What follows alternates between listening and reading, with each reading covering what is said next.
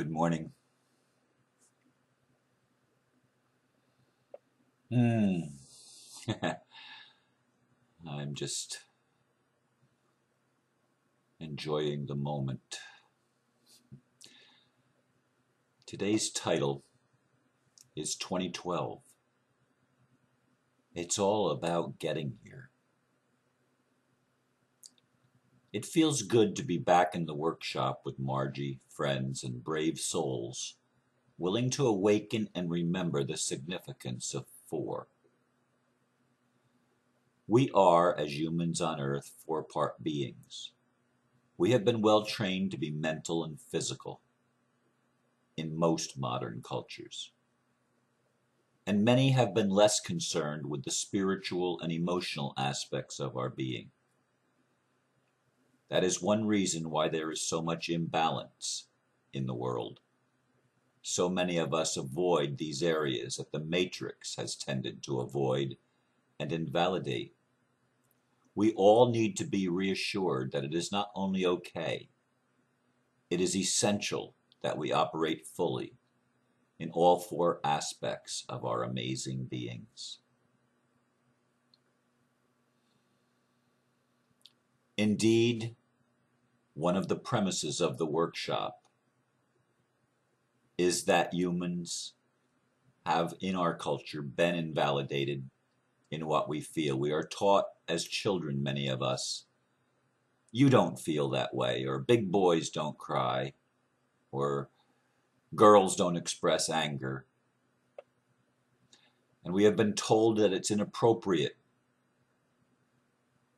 and not acceptable to feel our own feelings. And that wounds us in our spirituality because it puts our being on an artificial plane or on a hypocritical level where we have to wear masks. And even when we're hurting like hell, we're supposed to put on a plastic smile and say, "Oh, I'm okay. I'm fine." And we don't tell the truth. And because we don't tell the truth, we allow lies to dominate our lives. We become disempowered. We become impoverished in our spirit and in our soul. And we are inauthentic, and we are not home. I've looked people in the eyes when I go into Walmart or any grocery store or what do you call it? Not supermarket, because that is a grocery store, but any of the big stores like Walmart, department stores. And I watch people, and I look at the eyes, and I can see just by looking that it appears, at least, that they're not home. Nobody's there. I've had conversations with people, or at least exchanged courtesies with people. They're not present. And because I know that I've been not present at times, I can recognize what not present looks like, because I've seen it in myself. I know when I've been so lost in my thoughts and in my head that I haven't paid attention, even to my body sometimes, that's trying to get me back on track and tell me, pay attention.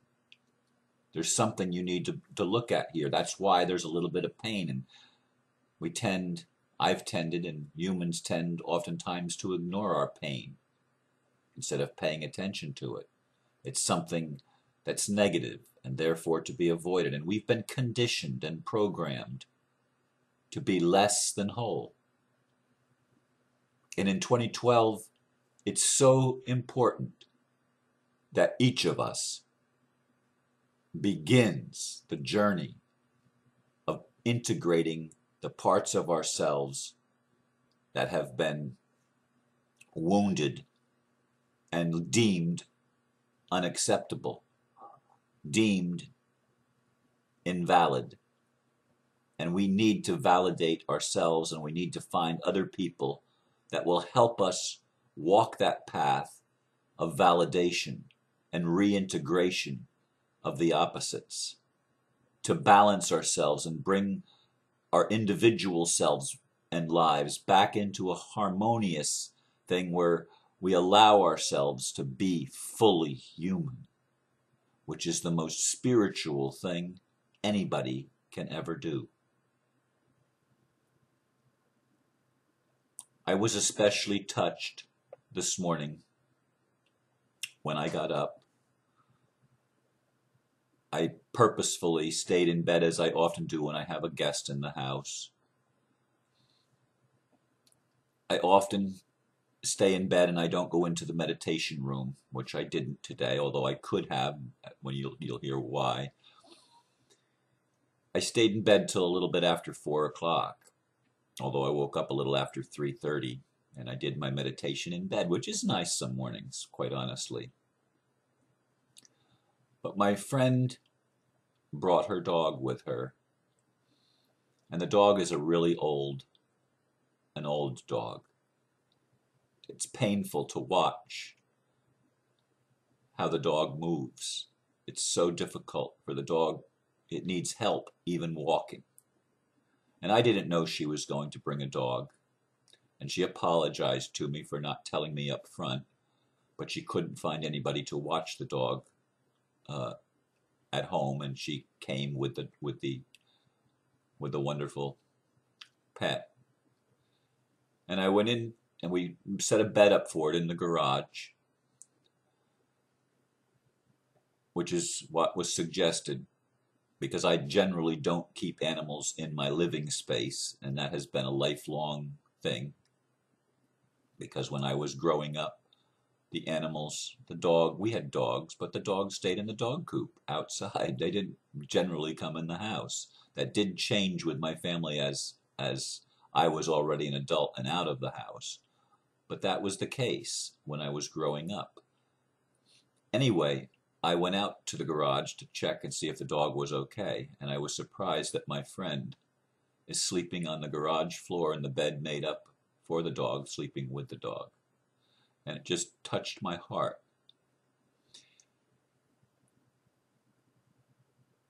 And made me realize how important our animals are to many of us. I've had animals that are drawn to me oftentimes in my life, but I'm not, generally speaking, an animal person. I don't dislike animals, but I'm not overly affectionate toward animals either, and I haven't liked them to be in my living space for various reasons. But it touched my heart to see my friend that I know through a little bit through Facebook and stuff like that, but I don't know her well. She's just a brave soul that came down here to do the workshop. And I offered her a place because we have communicated with each other.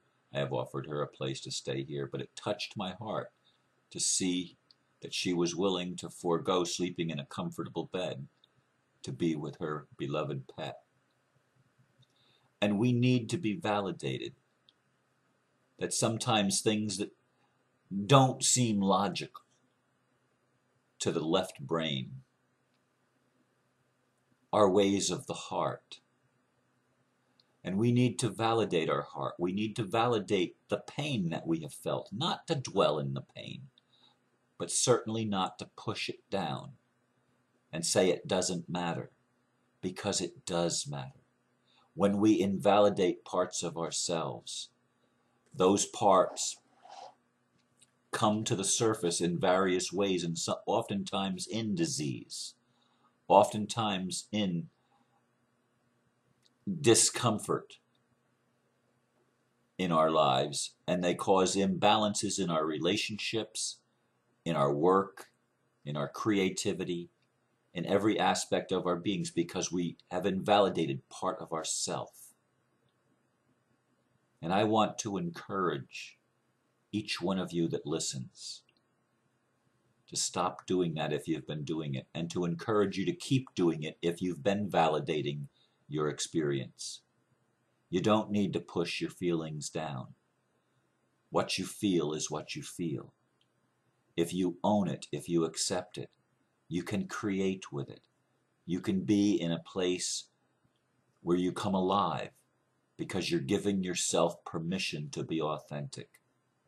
And to me, that's what the workshops have been about for so many years. I did my first workshop in January 1994, and I learned that it was okay to not wear the mask, to use four-letter words to express the pain and the hurt, and even the rage at some of the seeming injustices that had been dealt to me in my life, to embrace the victimhood so that I could transcend it.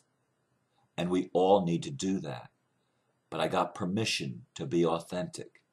I got the permission to be in an environment that was safe enough to express, this is how I really feel, and not have to justify it or rationalize or make excuses or hide behind a fake smile, but to be authentic, genuine, real.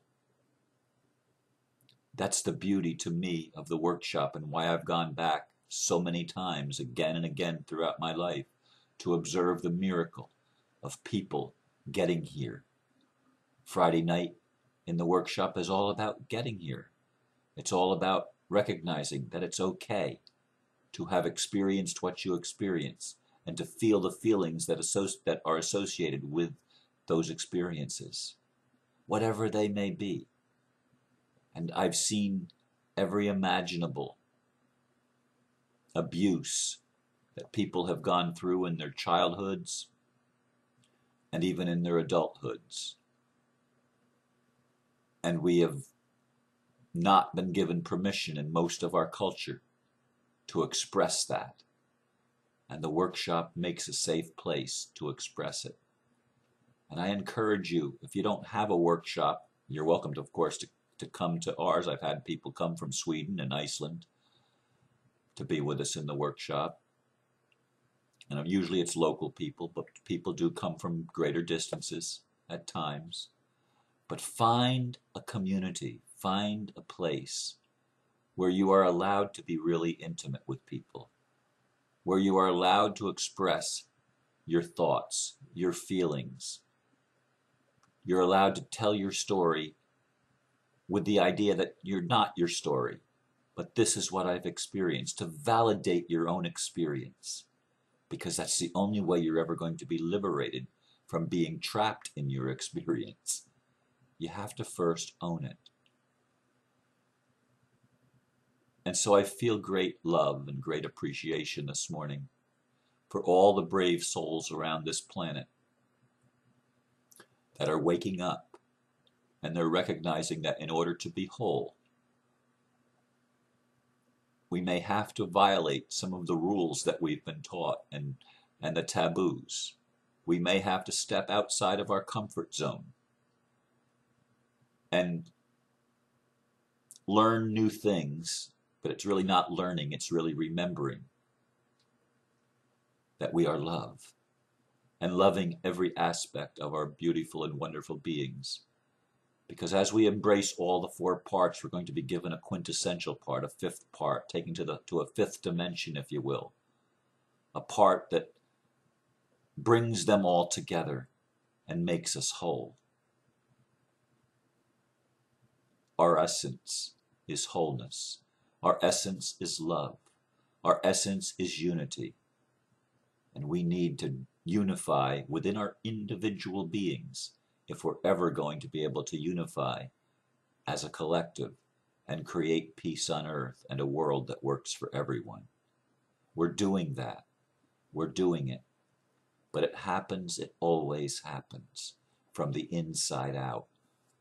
It's not about changing structures so much as it is integrating the essence of our totality, the essence of our being, the essence of our experience, and becoming lovers of God, lovers of ourself in God, and lovers of ourself in a community of human beings that are learning that we are all interconnected And it is intended that we work together and that we cooperate with each other and that we allow each other to be real.